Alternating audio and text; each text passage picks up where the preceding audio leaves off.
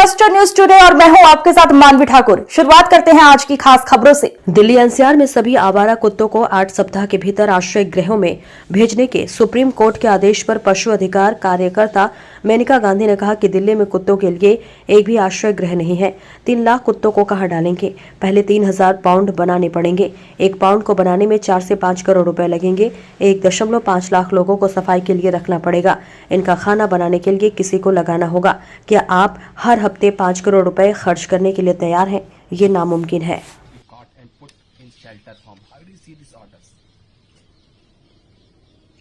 ये वही जज अगर ये बोले कि मैं ऑर्डर करता हूं कि सब लोग लाल रंग पहन करके निकले, हो नहीं सकता है। शेल्टर तो एक भी नहीं है पूरे दिल्ली में, तो कहां डालेंगे? 3 लाख कुत्ते, 3 लाख कुत्तों को कहां, कौन से शेल्टर में आप डालेंगे? पहले तो दिल्ली सरकार को ये लिखा है कि 2 महीने के अंदर अंदर उनको शेल्टर, उसका असल नाम है पाउंड में डालना पड़ेगा। अब उसके लिए पाउंड बनाने पड़ेंगे। तो 1 पाउंड, अभी 3 लाख कुत्तों के लिए आपको 3000 पाउंड बनाने पड़ेंगे, और वो भी वहां बनाने पड़ेंगे जहां कोई रहता नहीं है, क्योंकि एक कॉलोनी के अंदर तो आप बना नहीं सकते हैं जिसमें आप 100 कुत्ते डालेंगे या 200 कुत्ते डालेंगे। तो एक पाउंड को बनाने में आपको लगेंगे 4-5 करोड़, क्योंकि दीवारें बहुत बड़ी होंगी, जगह भी आपको चाहिए कम से कम 1 एकड़। तो 3000 एकड़ आप ढूंढिए जहां लोग नहीं हैं और वहां बनाइए। दूसरी चीज ये है कि आपको 1.5 लाख लोगों को एम्प्लॉय करना पड़ेगा, क्योंकि सफाई के लिए। आखिर अगर 200 कुत्ते एक जगह में हैं तो गंदगी तो करेंगे ही करेंगे ना बेटे, तो फिर कौन साफ करेगा? 1.5 लाख लोग। फिर वॉचमैन करना है, फिर इनके लिए खाना बनाने के लिए किसी को करना है। अगर आपने गलती से अगर बना भी लिए तो ये बताइए कि आप 5 करोड़ रुपए हफ्ते खर्चा करने के लिए तैयार हैं कुत्तों को खिलाने के लिए हर हफ्ते? क्योंकि अभी तो वो मुफ्त में खा रहे हैं, फीडर्स, सिविल सोसाइटी उनको खिला रही है। अब तो सरकार कह रही है कि नहीं, हम रखेंगे और हम खिलाएंगे। तो बताइए कहां से पैसे आएंगे? और अगर आएंगे भी तो लोग क्या नहीं बोलेंगे कि आप गरीबों के लिए कुछ कर नहीं सकते हैं, आप कुत्तों को खिला रहे हैं? तो एक तो ये नामुमकिन है। दूसरा, अगर मान लो कोई जादू से हो भी गया तो फिर क्या होगा? 3 लाख कुत्तों को आप डालेंगे, सबसे पहले आपकी हाथापाई होगी हर गली में, क्योंकि लोग जो खिलाते हैं खड़े होकर के मारामारी करेंगे, इसको मत लेना, उसको मत लेना, शू शू करके भगा देंगे। आपका एक दिन जाएगा एक कुत्ते उठाने में, तो आपने 500 वैन लगाने हैं इस काम में। चलिए, अगर आपने ये भी कर लिया और उनको ले गए, तो उसके बाद अगर जिस दिन सड़क साफ हुए 3 लाख कुत्ते के, तो 2 चीजें होंगी। एक तो बाहर से कुत्ते आएंगे, गाजियाबाद से, फरीदाबाद से कुत्ते, और इंसान और चींटी और हाथी वहां जाते हैं जहां खाना है। दिल्ली में बहुत खाना है, सब लोग खिलाते हैं। तो हमारे 3 लाख कुत्ते को 48 घंटे लगेंगे भरने में। तो फिर आप नए 3 लाख कुत्तों के साथ क्या करोगे जो स्टेरलाइज नहीं है? दूसरी चीज, अगर कुत्ते नहीं आए, आज बंदर जो फैल रहे हैं दिल्ली में, वो नीचे पेड़ों से नहीं उतरते हैं कुत्तों के डर में। जिस दिन कुत्ते गए तो आपके बंदर यहां हर बगीचे में घूम रहे होंगे।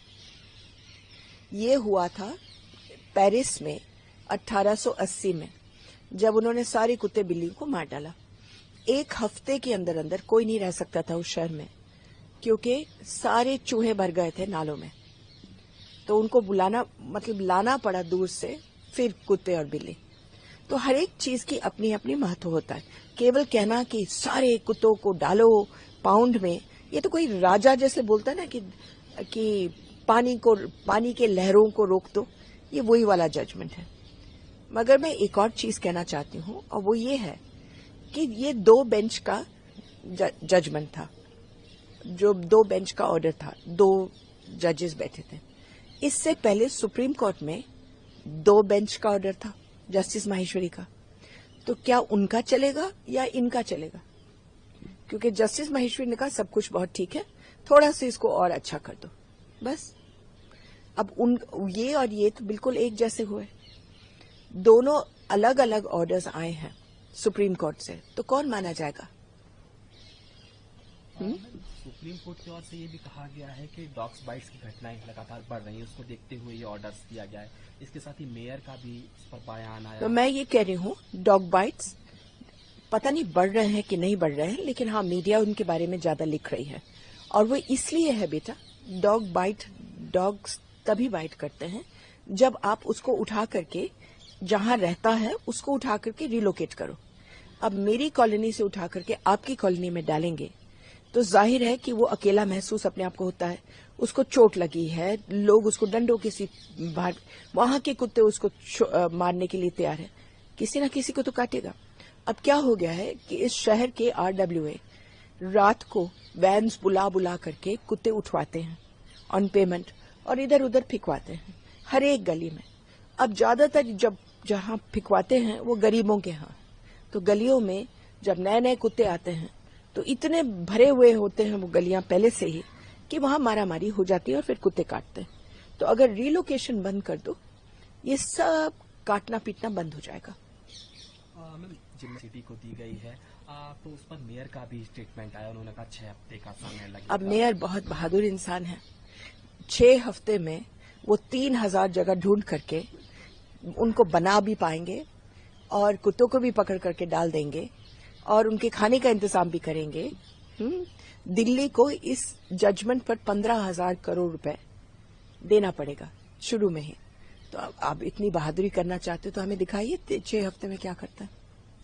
कहना बहुत आसान होता है पॉलिटिशियंस के लिए, ढूंढे। इसका उपाय ये है कि आप ABC सेंटर्स को ठीक से चलाएं, जो स्टेरिलाइजेशन करते हैं, रिलोकेशन बंद करवाएं, तो 2 साल के अंदर अंदर आपकी सारी मुसीबत खत्म हो जाएगी। अच्छा, उसके लिए हम लोग MCD के साथ बैठे थे, बहुत सारी मीटिंग हुए हैं और फ्राइडे को ही तय हुआ था एक 14 पॉइंट प्रोग्राम चल जाएगा और उसमें 2 साल के अंदर अंदर सबको राहत मिलती। लेकिन अब ये जजमेंट आ गया। अब ये जजमेंट मुझे नहीं मालूम कि लीगल भी है कि नहीं, बस एक गुस्से में देने वाला, आप आओ बैठो रोब जमाओ, जजमेंट दे दो और कहो कि कोई नहीं बोलेगा, कोई मुझे सुनना नहीं है। अब ये जजमेंट किस चीज, सुओ मोटो जजमेंट, ठीक है, यानी कि इन्होंने अपने आप डाला केस, अपने आप सुनवाई करी और अपने आप जजमेंट दिया, कोई और तो था नहीं। लेकिन ये किस बात पर हुआ था ये भी आपको पता होना चाहिए। एक न्यूज़पेपर की क्लिपिंग थी जिसमें उन्होंने लिखा कि, मीडिया ने लिखा था कि एक लड़की को कुत्तों ने काट करके उसकी मौत हो गई। वो कटिंग हमारे जज साहब को मिल गए और उस पर उन्होंने सो मोटो केस लगा दिया। लेकिन वो वाली लड़की को हम लोगों ने इन्वेस्टिगेट किया तो पता चला ये लड़की बेचारी मर तो गई थी, लेकिन कोई कुत्ता अगल बगल में कुछ नहीं था, वो मेनिंजाइटिस से मरी। और उनके माँ बाप भी यही बोल रहे हैं कि ये अखबारों में गलत निकला है। तो अब क्या बोल सकते हैं कि आपका जो पूरा गुस्से से ये बोलना, गलत आधार पर आप बोल रहे हैं, तो क्या कर सकते हैं हम।